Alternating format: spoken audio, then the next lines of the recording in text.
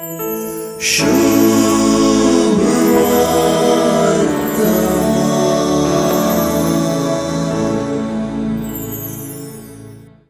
आमचे शिशी फारिजेवानी केल्ले परी उपास करताले आणि धार्मिक आचरण पाळताले म्हणून सुवार्थेंतले तांणी जेजूक केल्ले सवाल सांगता.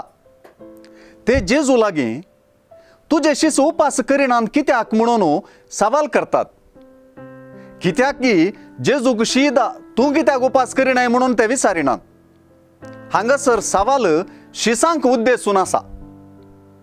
जेजूची जाप नवो वायन आणि पोरनो वायन भरच्या चिलांची सर आटापता. जेजूची शिकवण नव्या वायना परी.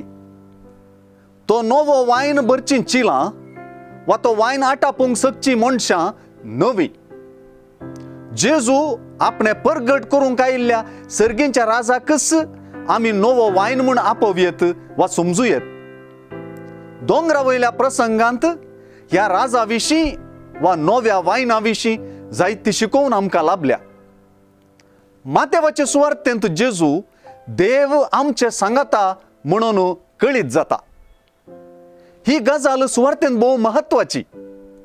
अशें आसतना आज जेजून होरेत आपणा सांगाता आसता पर्यंत काजाराच्या ओवळ्यांनी दुखेस्त जावन आसयेत गी म्हणली उतरां परत शिसां संगी जेजूच्या हजरेक उत्तू दितात.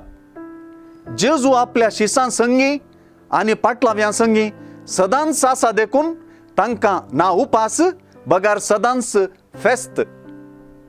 जेजूची हाजरी आमचे मदें आसा म्हणून समजोवचेंच नवो वायन ताचें कश्टां मरण उपासा कारण जातलें वय, पूण ताच्या पुनर्जीवनपणांत ताची हाजरी अमर जातली.